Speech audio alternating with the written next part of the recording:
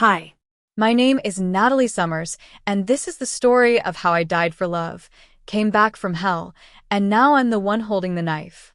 3 years ago, Ethan Carter stood before the ancestral altar of my family and made a vow no man should ever take lightly. If I ever betray Natalie, let the heavens strike me down. I watched him kneel in solemn silence, his hand resting over mine, his voice unwavering as he swore to our guardian deity. I believed him. Foolishly, deeply, blindly I gave up everything for him. My pride, my name, my future. And for what? 3 years later, I stood in the Carter mansion's living room staring at a woman who once haunted his dreams and now strutted around with his child inside her. Vanessa Blake, his so-called white moonlight. She'd vanished years ago, but now she returned visibly pregnant and he brought her home like nothing had ever happened. His excuse? Our son is sick, Natalie. The Carters need a healthy heir. I remember the wine glass in his hand, how the amber liquid shimmered beneath the chandelier's dull light. You're asking me to take care of your mistress? I asked, my voice trembling, my hands curled into fists. He didn't blink. She's pregnant, and you're his mother. You should understand this better than anyone. I stood up so fast the chair screeched against the floor. Our son, Ethan. Our son is fighting for his life in a hospital bed while my voice cracked. You brought her here to play house? His eyes flicked with irritation, as if my grief was an inconvenience. Don't be dramatic, he said. The Carter family needs a proper heir. Caleb won't survive past childhood. And then, as if twisting the knife, he added, besides, Vanessa needs peace. You need to behave. The next moment blurred the glass smashed against my cheek, the sting of whiskey mixing with blood. You dare threaten her? His voice was like ice. Remember, your son's life is still in my hands. My knees buckled, not from pain, but from the avalanche of betrayal. I looked at him, this man, who once cradled my belly when I carried our child and wondered who he'd become. Vanessa stepped in then, soft-spoken and fake. Natalie, I know this is hard, but I promise I'll leave after the baby's born. I won't interfere in your marriage. She offered me a handkerchief, and when she brushed against my wound, she pressed hard. Pain flared, and I recoiled on instinct. That's when she collapsed dramatically, hands slashing through broken glass. Blood oozed down her fingers. Why did you push me? She wailed. Ethan lunged at me. His foot slammed into my stomach, launching me into the wall. I gasped, tasting blood. You dare touch her in my presence? Apologize. Now. Or I'll pull the plug on Caleb's ventilator. I curled on the cold marble, laughter bubbling from my cracked lips. Sure, I'll kneel. But are you sure Vanessa and the thing in her belly can survive my kneeling? Her face went pale. For a second, just a second, she looked scared. Ethan, she whispered, clinging to his arm, don't be mad, you're too kind, he murmured, brushing her hair aside. But she doesn't deserve your pity. Then he turned to his guards. Take her to the confinement room. Don't let her out without my word. They dragged me away like a criminal. My eyes met his one last time. Ethan Carter, you'll regret this. What regret? He sneered. Your family's so-called curse? I'm not afraid of fairy tales. I smiled through the blood. If he had just signed the divorce, the contract would have been void. He would have lived. But now he'd chosen death. I was locked up for 3 days. No food. No water. When the door finally creaked open, Ethan stood there like a warden. Do you know why Vanessa had that allergic reaction? He barked. My body swayed. My lips were cracked. You planted roses knowing she's allergic. You did it on purpose. He yanked me by the hair into the backyard. The rose garden blazed in the sun, each bloom crimson with memory. He'd planted them for me on our first anniversary. I want new roses to bloom for you every year, he had said. Now he wanted me to tear them all out. Pull them. Every last one. I dropped to my knees, my fingers digging into the soil, tearing stem after stem. Thorns shredded my palms, blood soaked into the earth. I didn't cry. Not for him. Not anymore. After the last rose fell, I collapsed in the dirt. I woke up in the dark. The old housekeeper crept in with red eyes. Miss Natalie, Caleb's condition, it's worsening. We need a rare medication. Please talk to Mr. Carter. I ran. I knelt before Ethan like a beggar. Please. Let me see him. He's dying. Let him, he spat. I'm not wasting another cent on that mistake. I froze. That was his son. His blood. His name. After he left with Vanessa, I escaped with the housekeeper's help. I raced to the hospital. In the lobby, I ran into Ethan and Vanessa coming out of an ultrasound appointment. Natalie, he asked, surprised. I came to see Caleb, I said, loud and clear. His brows rose. Vanessa clutched her ultrasound printout and waved it with a proud smile. The baby's healthy. Look at those tiny feet. Ethan beamed, hand on her belly. Smart like me, he whispered. My heart shattered. Natalie, Vanessa said sweetly. Tomorrow's our wedding. Can you be the MC? Wedding? I gasped. It's just for show, Ethan replied. To make her happy. Sick hen, she teased, slapping his arm. Natalie's still here. I turned to leave, but he grabbed my wrist. If you don't show up tomorrow, your son's medicine ends. I stared into his eyes. Ethan, you've changed. People change, he shrugged. But if you behave, I won't treat you badly. I laughed as tears ran down my cheeks.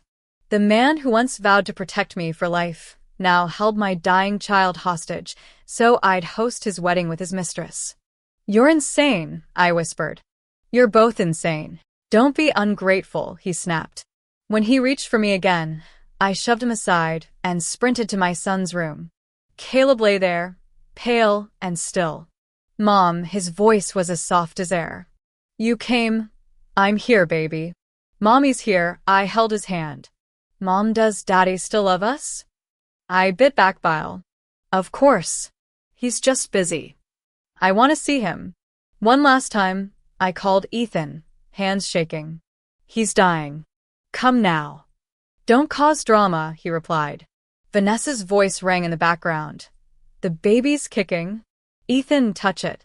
Mom, Caleb whispered. Is he here yet? I nodded. Soon, sweetie. Soon, but Ethan never came.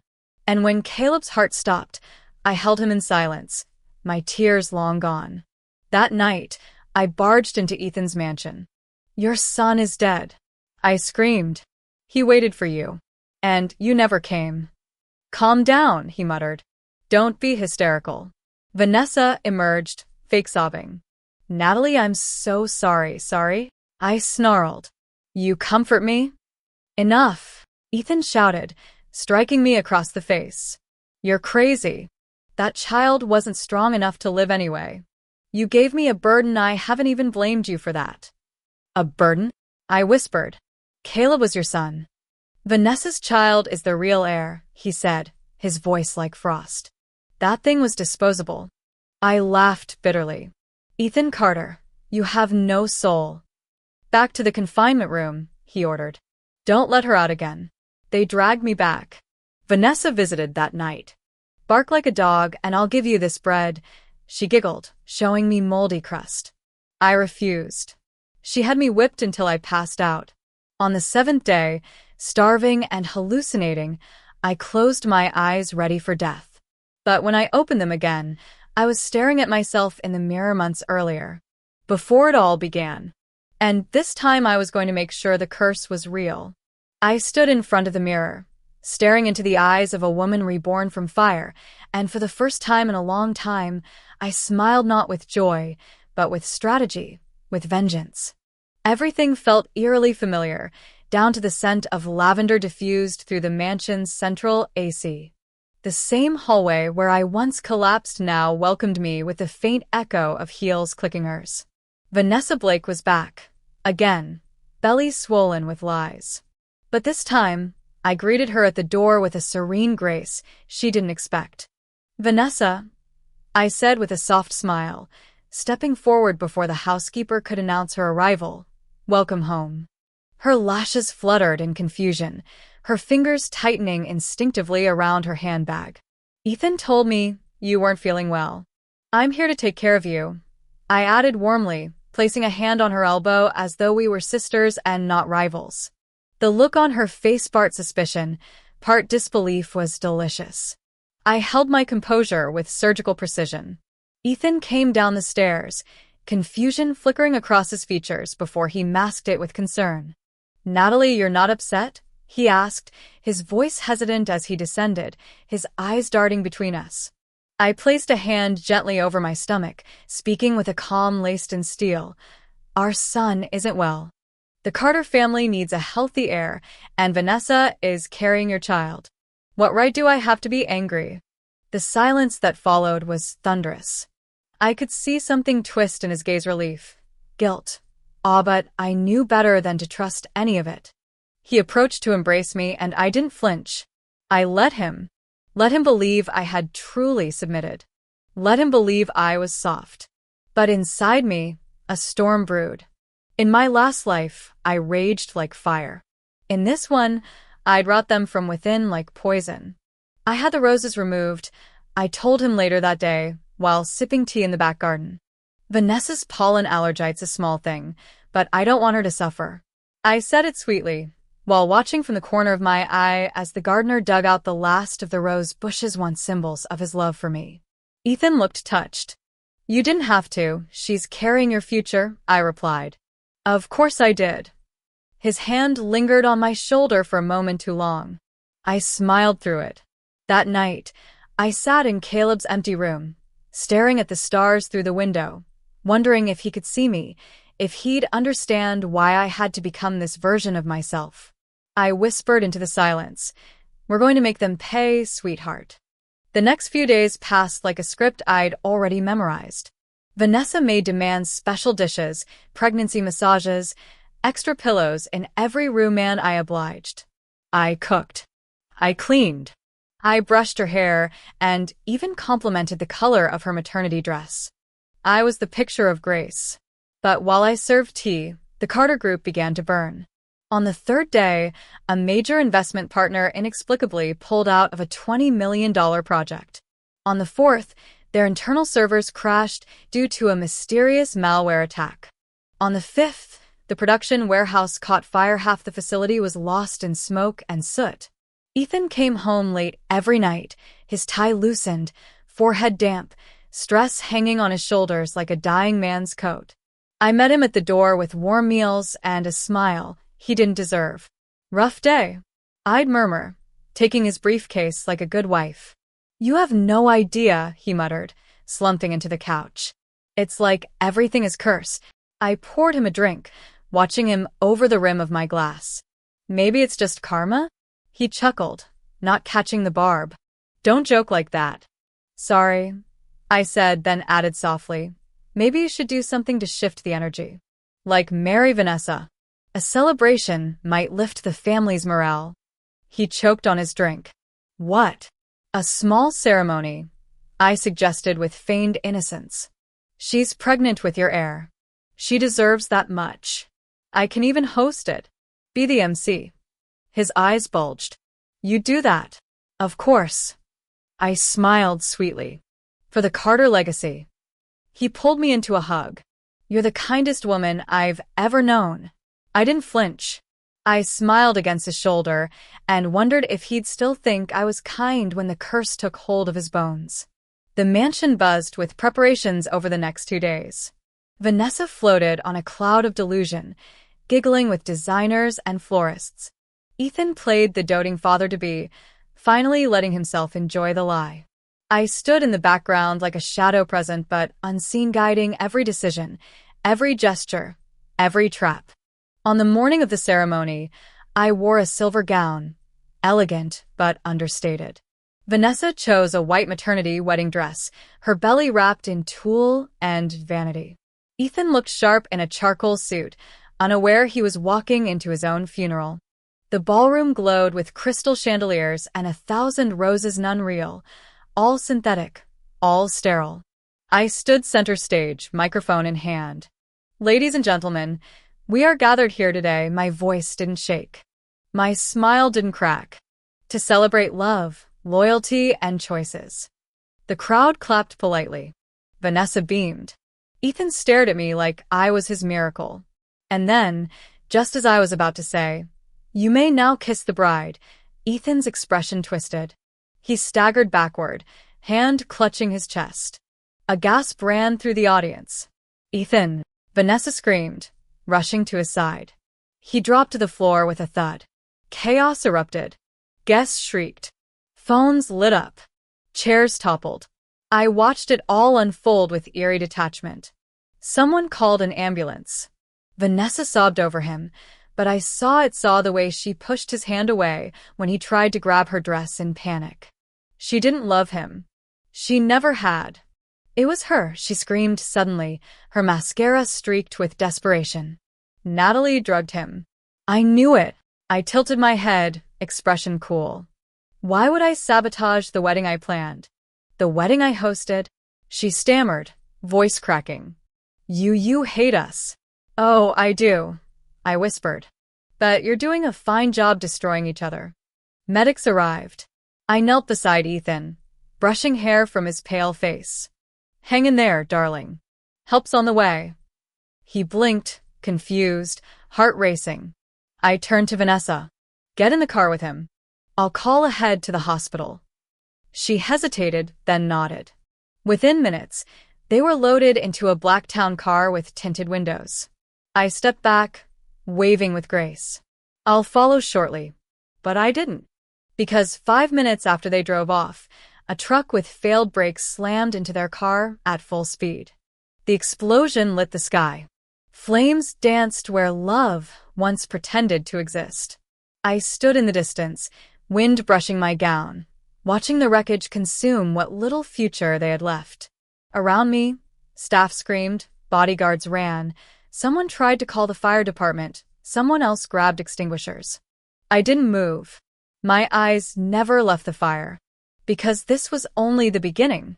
The curse hadn't finished yet. The Carter bloodline had only just begun to pay its debt. The fire blazed like a fevered confession against the night sky, and I stood just far enough that the heat kissed my skin without burning. Sirens wailed in the distance, distant at first, then growing louder, urgent, frantic, alive. Unlike Ethan Carter. Unlike Vanessa Blake. The flames clung to the mangled metal carcass of their luxury town car, black smoke spiraling upward like the ghost of our past. Around me, voices shouted in chaos, staff yelling for fire extinguishers, guards trying to form a rescue line, someone barking into a walkie-talkie to call the fire chief directly, but I heard none of it. Only silence. Sweet, crushing silence. And inside that stillness, my soul was not screaming, not grieving, only watching. Calculating. A faint smile tugged at the corner of my lips. Not joy, not triumph. Just release. Minutes passed in a blur of motion. The fire department arrived and fought back the blaze like it was personal. The bodyguards pulled Ethan's charred body out first. His suit burned into his skin, his legs twisted unnaturally, his chest barely rising. Vanessa came next, or what remained of her. Her dress melted, skin blistered, face almost unrecognizable. I didn't move until the ambulance roared to life and disappeared behind the gates. It wasn't until Ryan Mitchell appeared beside me, panting, that I realized how long I'd been standing there. Natalie, he said gently, placing a hand on my shoulder. Are you all right? I turned to him, eyes hollow, voice even. They'll survive. For now. He frowned but said nothing, sensing the weight I wasn't ready to explain. At the hospital, the hallway reeked of disinfectant and scorched flesh. I sat outside the emergency ward, sipping from a water bottle one of the nurses had pressed into my hand, as if hydration could heal this kind of ruin. A doctor stepped out, solemn. Mr. Carter is in critical condition. Severe burns to the lower body, multiple fractures, internal bleeding. We're doing everything we can. I nodded silently. Behind me, I heard high heels striking the tile floor with the fury of a marching drum.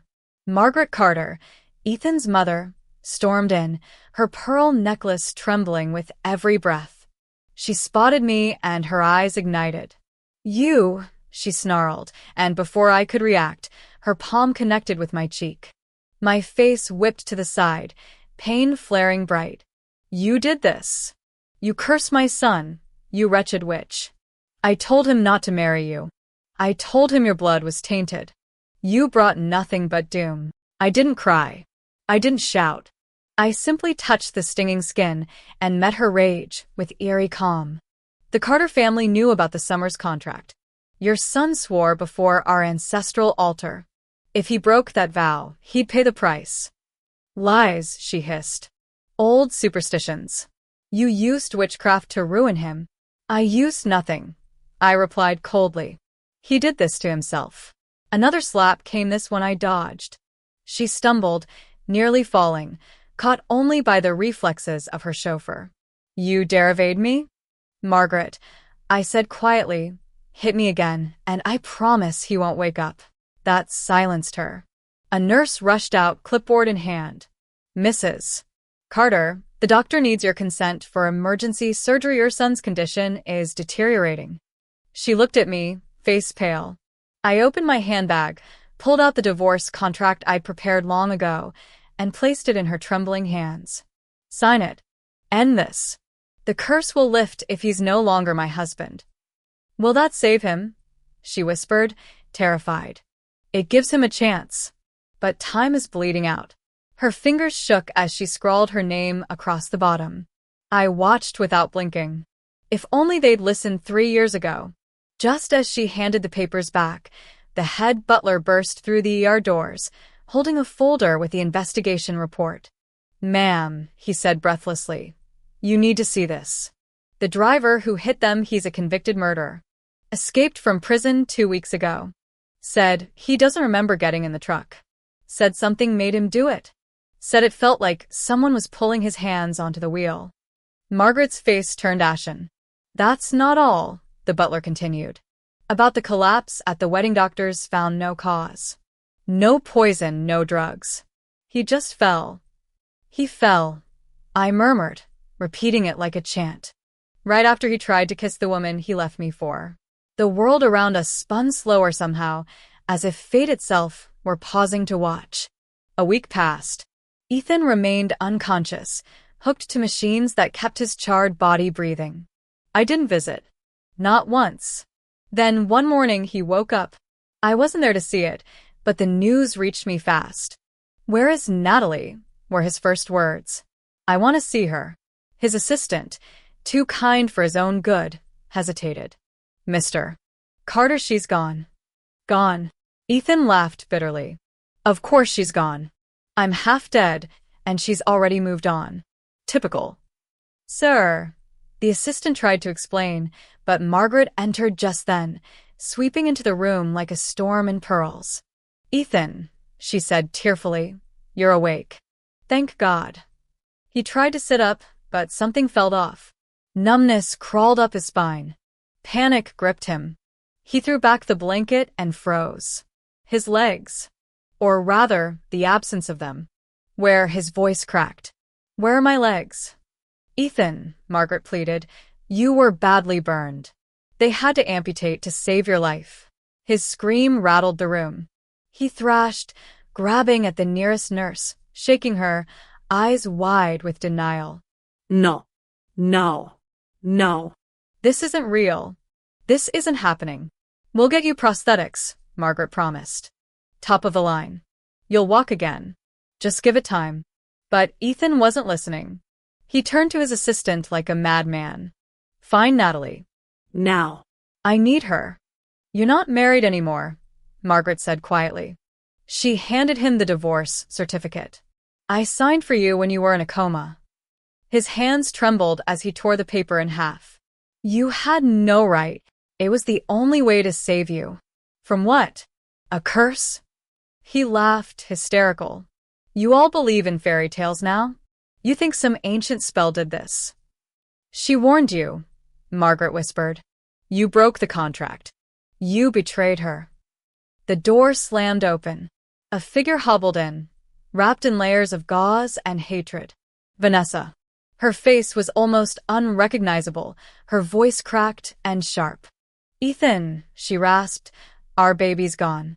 Gone. Because of her. She pointed a bandaged finger toward a phantom in her mind. Natalie did this.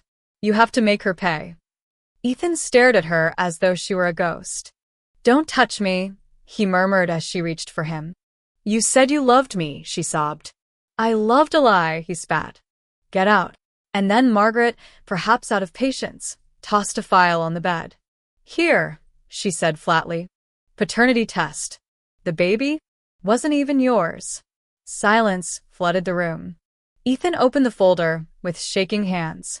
Line after line of scientific betrayal. Vanessa's ex-boyfriend was the father. He stared at her, disgust radiating from every inch of him. You used me. Ethan, she begged. But he turned away. You destroyed everything. She fell to her knees beside the bed, her disfigured face crumpling. Please, I have no one else. You had your chance, he said. Now get out of my sight. And as she was dragged away, sobbing, clawing at the floor, Ethan Carter finally understood what it meant to be truly alone. But the curse hadn't finished with him yet. This was just the beginning. I left the city that once held my ashes with nothing but a suitcase, a heartbeat, and the memory of my son's tiny fingers wrapped around mine. There was no funeral for Caleb, no grave I could visit without rage boiling through my veins. So I built him something else, a legacy. In a quiet town far from the Carter estate, where no one whispered my name like a scandal and no one eyed me like a tragedy, I opened the Caleb Foundation. A name that carried light, not sorrow. A place that offered hope to children with rare blood conditions, the ones too often ignored by insurance companies and too fragile to survive without a miracle. I poured every ounce of my grief into that building, into late nights drafting proposals, into networking galas and medical partnerships, into each donation letter sent with trembling hands. The ache never left, but it began to transform, like molten iron shaped into armor. 3 months in, we had already funded 12 successful treatments. I stood by each child's bed as they received their first dose, smiled through every mother's tears, and told them without trembling, "You're not alone." One afternoon, while I was reviewing gala guest lists, my assistant, Chloe, stepped in with a glint of urgency in her eyes. "Ms. Summers, are you ready for tonight's fundraiser?" I nodded, still typing. Everything prepped. Invitations confirmed. Press is arriving by 6. And she hesitated. There's someone who wants to introduce himself. I turned slowly. A donor? More than that, I think. Before I could press further, a tall man walked into my office. Midnight blue suit. Subtle cologne. The kind of eyes that didn't just look at you but saw you. "Miss Summers," he said, extending a hand. "I'm Ryan Mitchell. I've followed your work since the foundation launched. Your courage is," he paused, searching. "Rare." I shook his hand, wary but curious. "Thank you.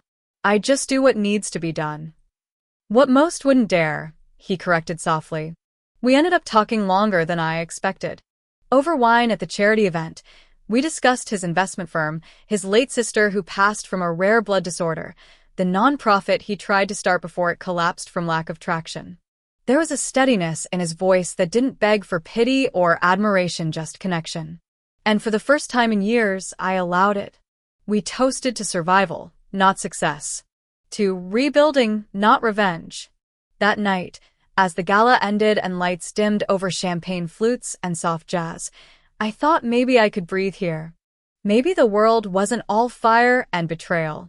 But peace is fragile, and monsters rarely die quietly.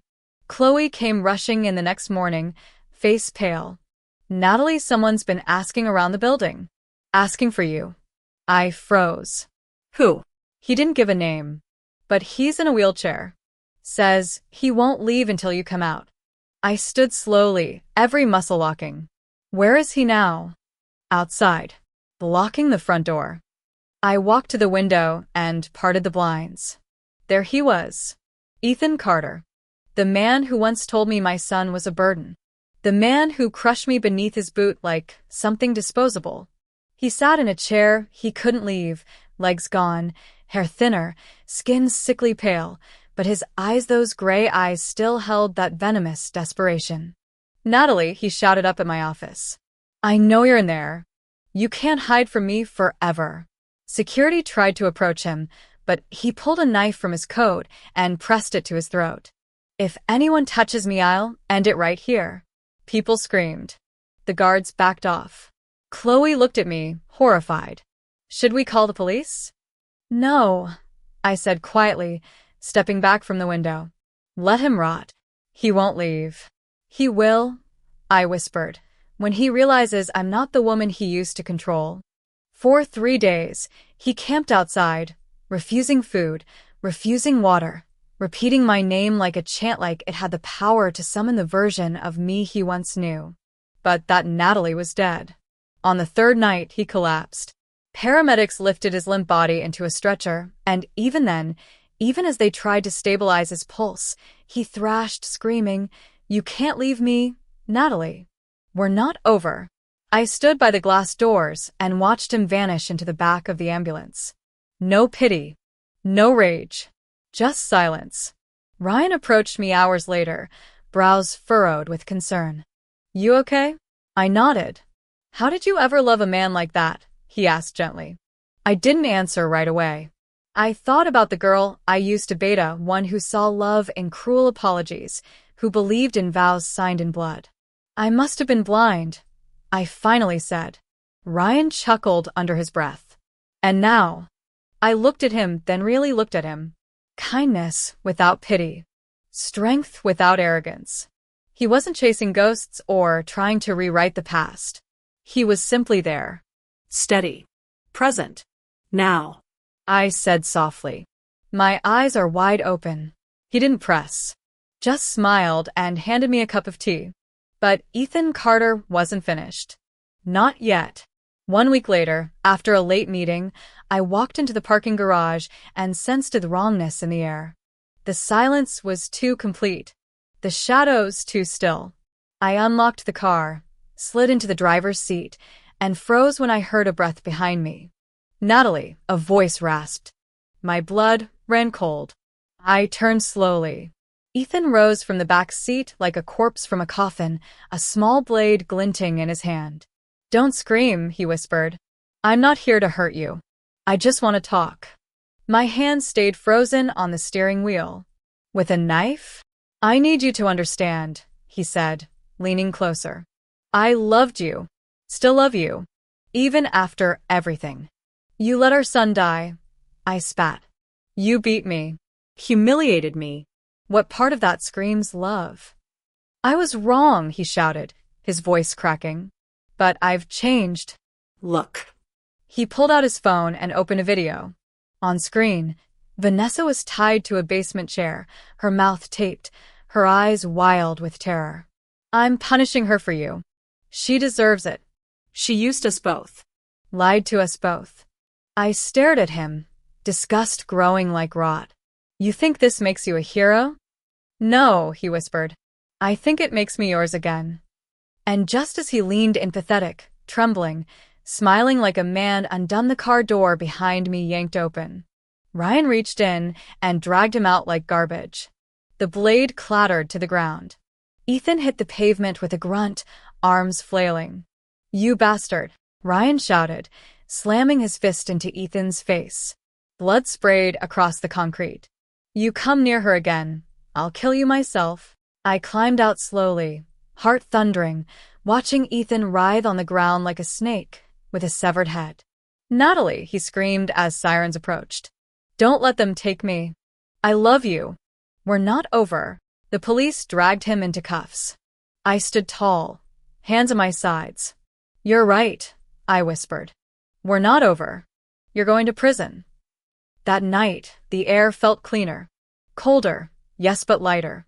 Ethan Carter was gone. And I no longer belonged to anyone. Not even my pain. The silence after madness is the loudest sound I've ever known. When the last siren faded into the night and Ethan Carter was locked away behind padded walls and steel bars, Something inside me didn't celebrate settled. Like ash after fire, like still water that had once boiled. I didn't feel victorious. I felt finished. For the first time in years, I could breathe without choking on someone else's expectations. No more manipulation, no more bargaining, no more ghosts dragging at my feet. Just me, Natalie Summers. I returned to my office that morning and stood by the floor-to-ceiling windows as light spilled across the glass, reflecting the city I'd begun to shape in my own name. Outside, traffic pulsed forward, unaware of the battles waged in shadows. Inside, everything was still. Then Ryan walked in, quiet but certain, carrying a bottle of vintage champagne and a grin that bordered on boyish. "You did it," he said simply. "Your foundation just got full FDA recognition for its treatment funding standards. That opens the doors for government partnerships." I blinked, letting the words sink in like warmth into frostbitten skin. "We're official now," he added, popping the cork as foam rushed upward. "And tomorrow's announcement is going to put the Summers name on every philanthropic headline in the country."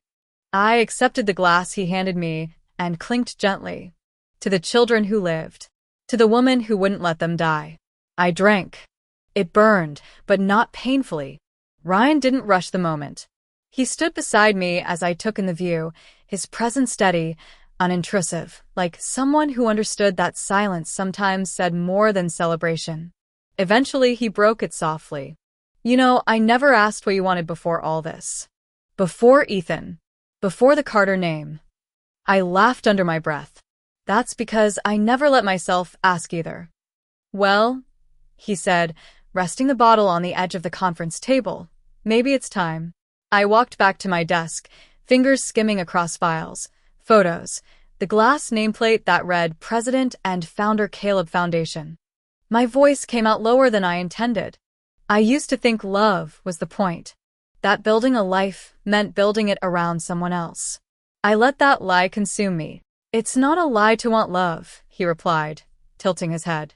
No. "But it is a lie to believe it should cost everything else." I turned back toward him. "I lost myself, Ryan. Bit by bit, in compromise, in silence, in pretending I was okay with things that broke me. Now? I have me again. And I'm not ready to hand her over to anyone." He nodded, no offense in his expression. "Just understanding." "I don't want to own you," he said gently. "I just want to stand beside you if you'll let me." For a moment, the walls I'd rebuilt around my heart shook, but they didn't fall. Not yet. And he didn't ask them to. That night, after Ryan left with a quiet goodnight and the softest smile, I stayed late in the office, organizing gala reports and reviewing end-of-quarter data. Chloe had already gone home. The lights were dim, and only the sound of the city humming below kept me company. Then came the alert. A message from the mental institution. Subject: Ethan Carter. Status update: severe psychotic break. Transferred to long-term care unit. Repeating obsessive delusions involving wife.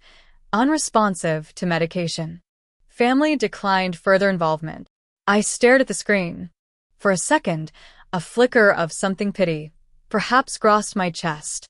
But it was quickly buried by the memory of Caleb's tiny coffin and the words Ethan had once spat at me like venom. That burden should have died. Let him rot in his madness. It was the only justice left that truly fit. The next morning, the press exploded. Front-page features. Prime-time interviews. From tragedy to triumph, Natalie Summers rewrites the narrative of loss. They called me resilient, a phoenix, a survivor. They didn't know the half of it. I stood at the podium during the official listing ceremony of the Summers Group, dressed in a white pantsuit that fit like armor, my voice calm and clear as I addressed a room filled with people who once whispered behind my back. "This isn't just a company," I said. "It's a promise. That no child will die forgotten. That no mother will beg on her knees for mercy from a man who calls himself father. This is for the ones who never got a chance. And for the women who were told they were too much, too soft, too emotional to lead. We are not too much. We were just too much for men who were never enough." The applause rang like thunder. After the ceremony, Ryan found me backstage, champagne in hand again, his grin soft this time. I've waited too long for this day. You've earned every second of it. We earned it, I corrected. You've been here through every storm. He studied me, expression unreadable.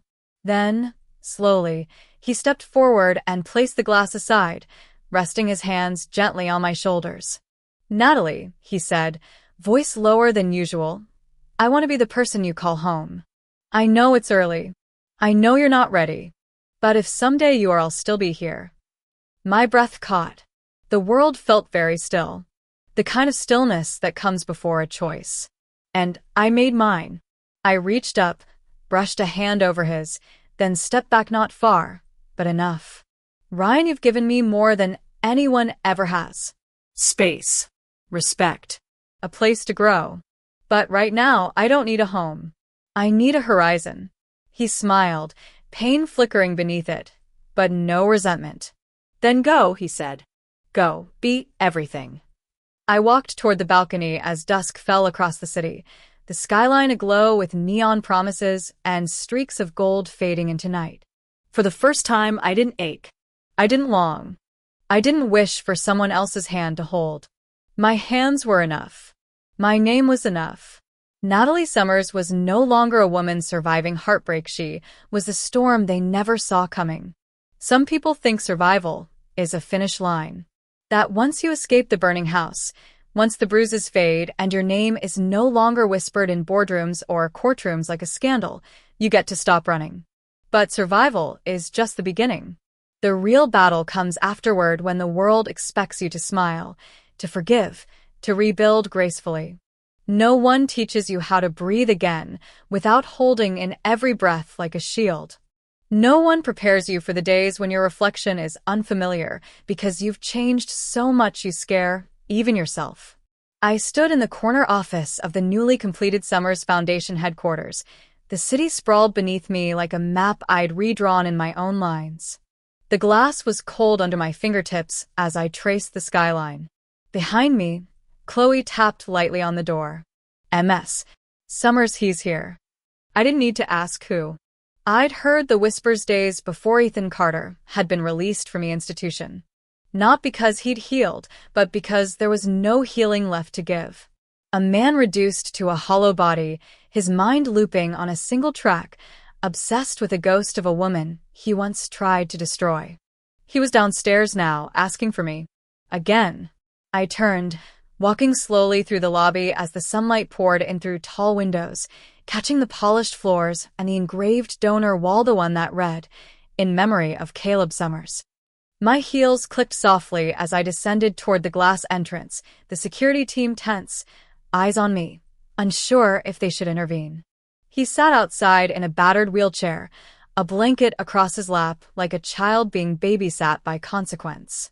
His hair was gray now, his hands thinner, but those eyes were still searching for something he no longer deserved. Natalie, he croaked the moment he saw me, voice brittle from weeks of screaming into silence. I knew you'd come. I stepped outside, arms folded across my coat, not because I was cold, but because his presence still carried frost. Why are you here? To say goodbye, he said, with a weak smile that cracked like glass. Or maybe to say I'm sorry. You're too late for both. I know, he whispered, and for once, there was no fight in him. I think I always knew. But I kept hoping that I'd break again. Asked, my voice even. That I'd return to you just because you lost everything? He shook his head slowly, eyes flickering with something I couldn't name. No. I hoped that even after everything, you might remember who I was before I became this. I do, I said, and he blinked. I remember everything. The man who kissed me in the rose garden and whispered that forever was too short for us. The man who promised to protect me. The man who stood at my son's hospital door and chose to walk away. I remember all of it. And that's exactly why I'll never let you near me again. His lips trembled. I didn't know how to love you, Natalie. But I never stopped wanting to. You didn't want me, I said quietly. You wanted control. There's a difference. He exhaled shakily. What happens now? Now, I said, you leave. And you never come back. He nodded, slowly, as if he'd been expecting it, as if this final rejection was the only real thing left in his world. I wish I'd loved you better, he murmured, and then he rolled away, swallowed by the shadow of the building he once tried to bury me beneath. I didn't watch him go. I turned back toward the glass doors and stepped into my present, into a life that no longer had room for regrets. Weeks passed. Winter came early, crisp and clear, blanketing the city with a light frost that clung to trees and windows like whispered promises. Inside the headquarters, we hosted our largest donor gala to date. Journalists swarmed. Investors lined up. And in the middle of it all stood Ryan Mitchell, impeccably dressed, drink in hand, laughter soft as jazz as he moved between circles of power with effortless grace. He found me near the back of the ballroom, where the lights weren't as harsh and the noise faded just enough for clarity. Still running the show without blinking, he said with a smile. Still pretending I'm not overwhelmed, I replied, raising my glass. You never show it. That's the trick. Don't let them know you're still healing. He studied me for a moment, then said, You know, I meant what I said. I'm not here to rewrite your story. But if you ever want someone to walk beside you quietly, steadily, I am still here. I looked at him, then really looked. He wasn't a fantasy or a rescue plan. He was real, grounded, Present. But I had finally learned that some journeys are meant to be walked alone, not forever, but for long enough to remember who you are when no one's watching. Ryan, I said softly, you were the light in a chapter that had no warmth. And maybe one day, we'll write another page together. But for now, I extended my hand. Will you dance with me as comrades in arms? His smile didn't falter. He took my hand. Always. As the music played and our feet moved in sync beneath the soft chandeliers, I realized something Vitaly hadn't just survived Ethan Carter. I had survived the version of myself who needed him. I had risen from blood and glass and fire not as someone reborn, but someone reforged. Stronger. Sharper. Calmer. I no longer needed to be anyone's wife, anyone's second choice, anyone's afterthought. I was Natalie Summers. And that name was no longer something someone else gave meaning to. It was mine. Fully, finally, irrevocably mine. The end.